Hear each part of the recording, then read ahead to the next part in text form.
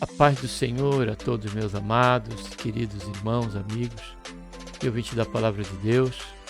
A Ele seja a honra, a glória e o louvor e também a nossa gratidão por tudo quanto Ele tem feito em nossas vidas. Seja bem-vindo mais uma vez aqui ao canal A Voz que Clama no Deserto e ao quadro Adolescentes de Deus, tá bom? Este quadro que tem como objetivo conhecermos o conteúdo da próxima lição que será tratado em sala de aula, tá bom? Então fique conosco até o fim e que Deus, por intermédio de Cristo Jesus, nos abençoe durante todo esse período, tá bom?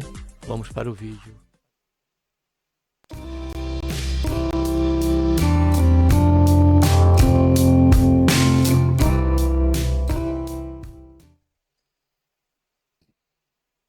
Gostaria de estar saudando a todos meus amados e queridos irmãos, amigos e ouvintes da Palavra de Deus, com a gloriosa paz do Senhor Jesus, especial aqui a cada adolescente, a cada jovem. Estamos aqui, seja bem-vindo aqui ao canal, estamos aqui dentro do quadro Adolescente de Deus, para estarmos aqui conhecendo o conteúdo da última lição dominical, deste trimestre, terceiro trimestre, cujo tema central, vou estar aqui colocando na tela, grandes cartas para nós. E o tema dessa oportunidade, que é a última lição, nós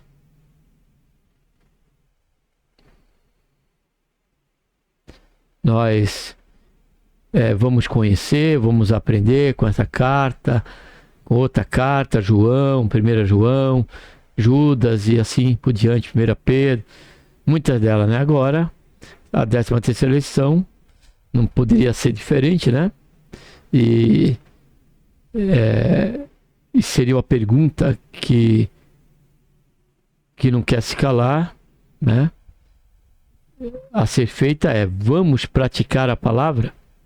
Então essa é a 13ª lição, estaremos agora conhecendo o conteúdo. Porém, como estamos já acostumados, vamos estar orando, Pedindo a bênção do Senhor e agradecendo por mais esse trimestre. Pai, em nome do Senhor Jesus, nos colocamos, Senhor, na Tua santa, gloriosa presença, pedimos perdão, Senhor, do nosso pecado que temos cometido.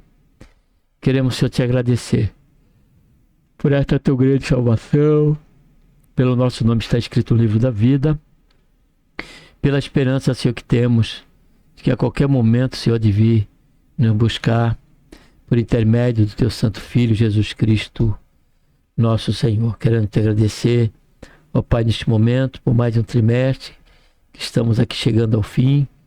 Nos abençoa nessa 13ª lição, não diferente das 12 que nós já estivemos aqui conhecendo o conteúdo, e que o Senhor encontre liberdade em nosso coração para ministrar, Senhor, tudo quanto seja necessário para cada um de nós, de tal maneira que venhamos a crescer, ó Pai, na graça e também no conteúdo. Que todo esse trimestre não venha só como um bojo, não venha só como um tesouro, Pai, mas também como depósito, mas também, ó Pai, como uma prática em nossas vidas. Esse é o nosso desejo, estarmos sempre a praticar a Tua palavra segundo o que o Senhor espera de nós e mediante o operar da Tua graça e do Teu Espírito Santo em nossas vidas, Senhor. Faz isso, é o que nós pedimos ao Pai e Te agradecemos por tudo em nome do Senhor Jesus. Amém.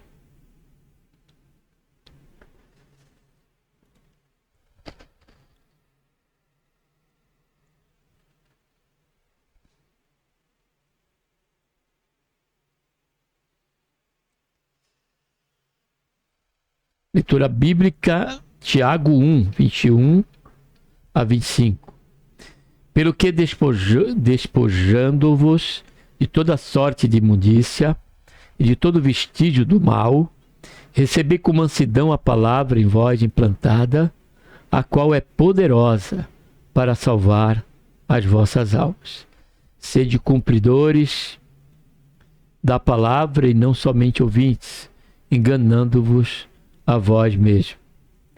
Pois, se alguém é ouvinte da palavra e não cumpridor, é semelhante a um homem que contempla no espelho o seu rosto natural, porque se contempla a si mesmo e vai-se, e logo se esquece de como era. Entretanto, aquele que atenta bem para a lei perfeita, a da liberdade, e nela persevera, não sendo ouvinte esquecido, mas executor da obra, este será bem-aventurado no que fizer. Então vemos que a importância não está, amado e querido adolescente, não só no conhecimento, mas nós praticarmos a palavra de Deus. E a palavra do Senhor nos diz que ela é boa, agradável e também ela é perfeita. E só poderemos ser testemunha dessa realidade na medida em que colocamos nosso coração disposto a praticar a sua palavra. Fora outros princípios, outros benefícios que ela já por si nós testemunhamos quando da prática da palavra do Senhor. A mensagem diz: quem ouve esses meus ensinamentos e vive de acordo, olha só, com eles, é como um homem sábio que construiu a casa na rocha. Amado e querido adolescente, urge atentarmos para a importância de praticarmos a palavra, mas muito mais entender que agora, como cristão que somos, como cristão que nós confessamos ser, crer no Senhor Jesus, como também crer em Deus e crer na sua palavra, nós precisamos colocar esta palavra como a lâmpada, a bússola a nos guiar. Como nós sempre dizemos e temos por certo que a palavra de Deus, ela não só tem, ela não só é a nossa regra de fé ou conduta, mas ela tem que ser assim mesmo, a nossa regra de fé e conduta em tudo que vamos fazer, com respeito às nossas atitudes, com respeito às nossas escolhas, com respeito a cada passo a ser dado. Nós precisamos ter esta lâmpada a nos iluminar, esta luz a nos guiar. E para isso precisamos estar sempre aos pés do Senhor, suplicando ao Senhor, a exemplo do salmista: Senhor, abre os nossos olhos para que possamos ver as maravilhas da Tua palavra. E assumir este compromisso de coração, ao exemplo do salmista no Salmo 119, 105, quando ele diz: a Tua palavra é lâmpada, olha só o que ele diz, para os meus pés, e luz para o meu, olha, duas vezes, o meu caminho. Ou seja, era algo pessoal do salmista. Ele reconhecia a excelência da palavra de Deus quando, dentro de um ato, dentro de um agir, dentro da realidade, na sua prática, e não apenas em conhecer. Porque a palavra de Deus por si, em conhecê-la, nós nos maravilhamos e glorificamos, ele impulsiona o nosso coração a louvar e agradecer a Deus pela sua revelação. Porém, o Senhor espera e ele quer nos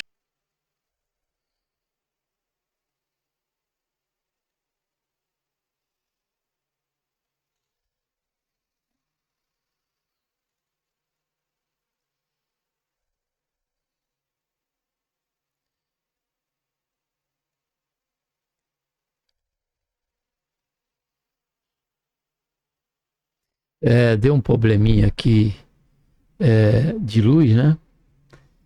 E acabou caindo, aí a filmar, a gravação ficou até aí. Deixa eu só ver aqui o celular. O que é que foi que houve? Retornando aqui a imagem, nós continuaremos com a lição, tá bom? Oh, meu Deus, aqui. Tô ajeitando aqui já volto aqui com a...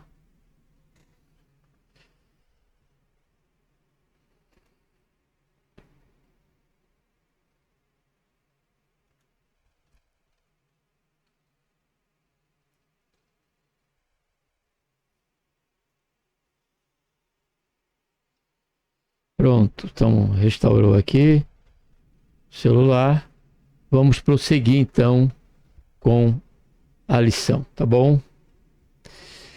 Vamos descobrir. A Bíblia é o livro mais publicado e lido no mundo. Sua importância é incalculável. Como está a sua relação com as Escrituras? Vamos voltar. A Bíblia é o livro mais publicado e lido no mundo. Sua importância é incalculável. Como está a sua relação com as Escrituras? Você trata a Bíblia como um livro qualquer ou como a revelação de Deus à humanidade? Você tem lido diariamente ou esporadicamente? Sente prazer ou desânimo ao abrir para ler? Às vezes, enfrentamos muita dificuldade quando decidimos ler a palavra de Deus. Isso pode acontecer com você. O importante é não desistir, porque a palavra é viva e poderosa. Isso nós temos por certo, que é o que acontece, cara adolescente, quando temos essa iniciativa, né? Parece que há um levante, né? Ora de Satanás mesmo, daquele que não quer e não espera que nós jamais venhamos ter esse exercício devocional. Ainda que isso, ele não teme a isso. Ele não teme, essa preocupação dele está quando resolvemos justamente praticar a palavra de Deus. Aí sim. Porque aquele que pratica a palavra de Deus, diz o salmista, que ela é para nós como escudo e broquel. Primeiro ponto, prazer em ler e aprender a palavra. Algumas pessoas querem conhecer a vontade de Deus para suas vidas, mas não sabem por onde começar. O que muitos ignoram, por desconhecimento ou preconceito, é que Deus revelou sua vontade através da Bíblia Sagrada e especialmente por meio de Jesus Cristo. A palavra escrita veio revelar a palavra que se fez carne.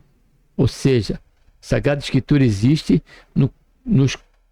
para nos conduzir à comunhão com o Verbo vivo. Por essa razão, todo cristão deve amar e desenvolver o hábito da leitura devocional da Bíblia. Escrevendo a Timóteo, Paulo apresenta duas verdades sobre as Escrituras: que ela é divinamente inspirada e proveitosa para redarguir, para ensinar. Está escrito aí em 2 Timóteo 3,16. A revelação de Deus se dá por três esferas. Primeiro, a natureza revela Deus. Como nós vemos ali em Atos 1, fala sobre isso. Que a própria manifestação da criação de Deus nos leva a crer num soberano, no Senhor, no Criador.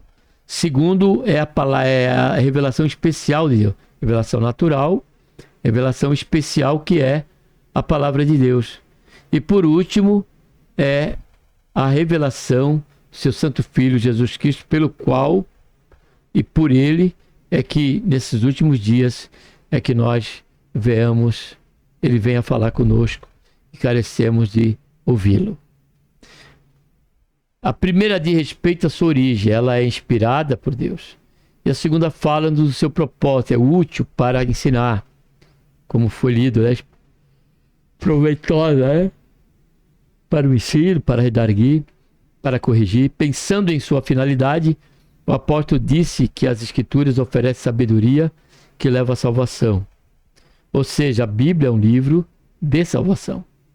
Ela nos mostra que necessitamos de salvação e como encontrá-la, por meio da fé em Cristo Jesus. Logo, sempre que a lermos, devemos procurar por Cristo, pois ela aponta em sua direção para que nós o vejamos, creamos nele, sejamos salvos por ele. Ou seja, a palavra de Deus, o nervo ciático, é o Senhor Jesus. Ele é a centralidade. Ele mesmo disse: examinai as Escrituras e cuidai de ter nelas a vida eterna, porque são de mim que elas testificam. A Bíblia não é uma relíquia do passado, a ser confinada em um museu. Ela é lâmpada para guiar os seus passos e luz para iluminar o seu caminho. Provérbios, Salmo, né, que foi referido. Permita que ela seja a sua conselheira diante das questões da vida. Salmo 119, 24. Vamos ler? Salmo 119.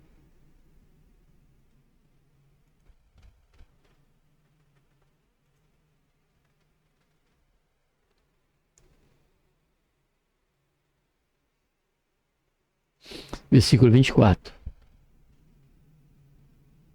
O teu testemunho são o meu prazer e os meus conselheiros. E versículo 34 também, né? Estamos aqui com ele aberto já, né? Dai-me entendimento para que eu guarde a tua lei e a observe de todo o meu coração. Não endureça o seu coração ao ouvir a voz do Senhor. Deixe ele guiar você. Salmo 95, 7 e 8. Salmo 95, 7 e 8. Porque ele é o nosso Deus e nós, povo do seu pasto e ovelhas, que ele conduz. Oxalá que hoje ouvíssemos a sua voz. Não endurecer o vosso coração como em Meribá, como no dia de Massá no deserto.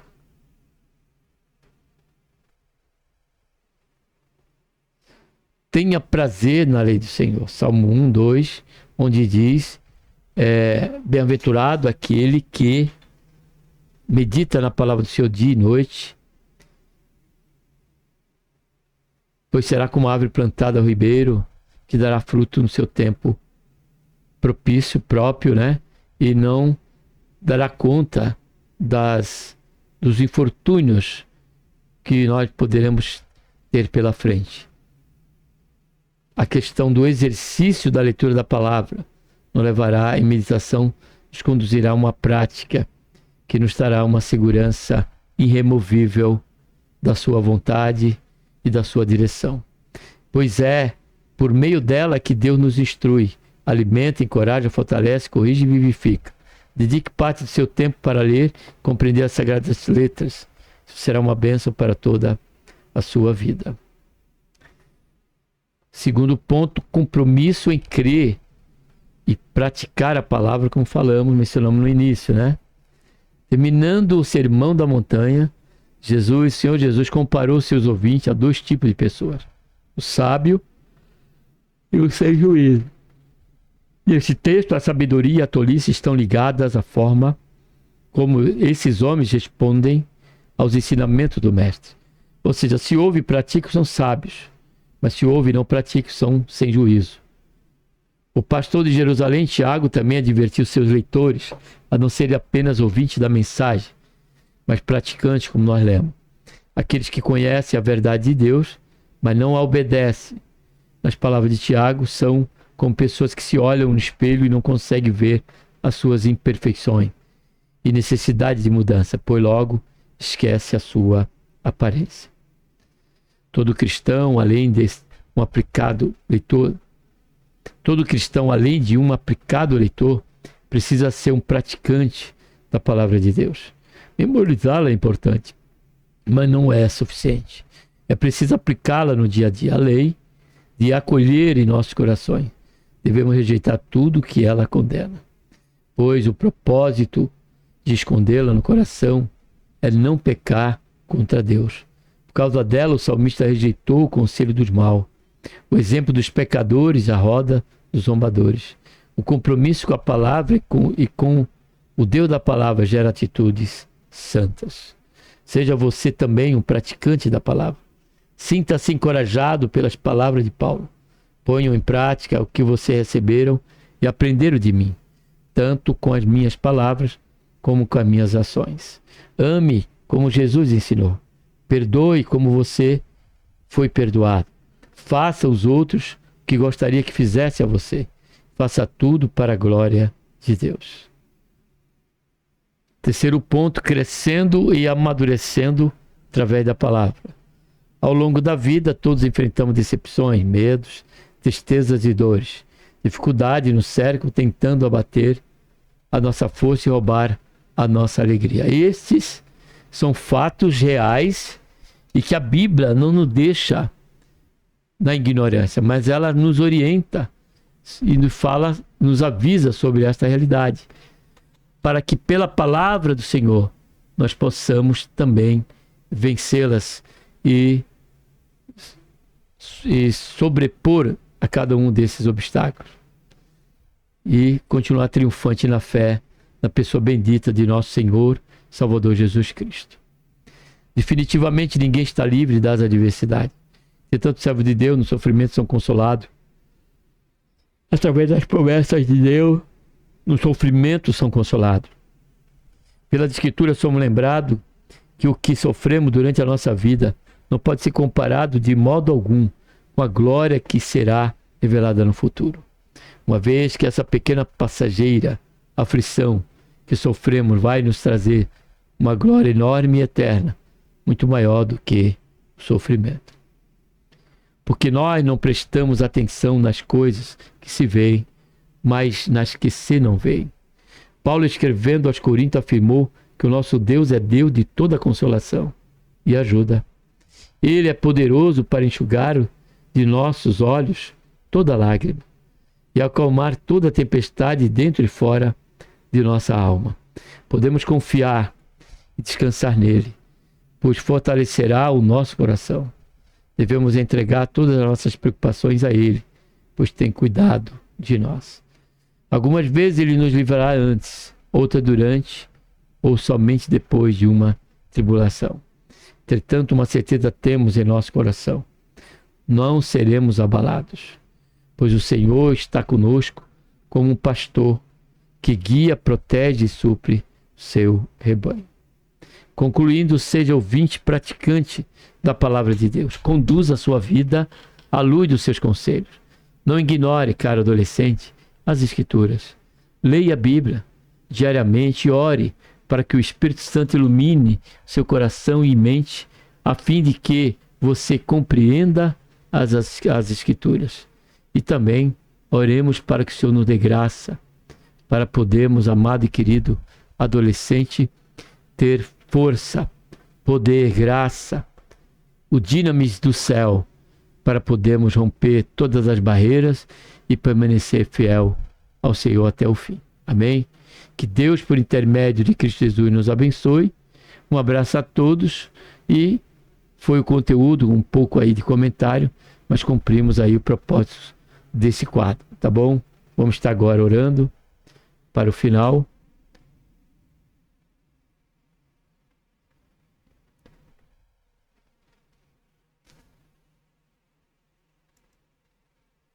Pai, em nome do Senhor Jesus, nos colocamos na Tua santa, gloriosa presença, pedimos perdão aos nossos pecados.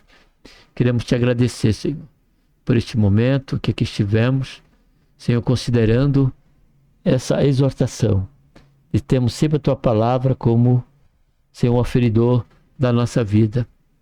Nos ajuda a compreender, Pai, mas também nos ajuda a viver a Tua palavra e que em tudo, Senhor, o Teu nome seja glorificado. Faz isso que nós pedimos. Eu te agradecemos por tudo, Pai, em nome do Senhor Jesus. Amém.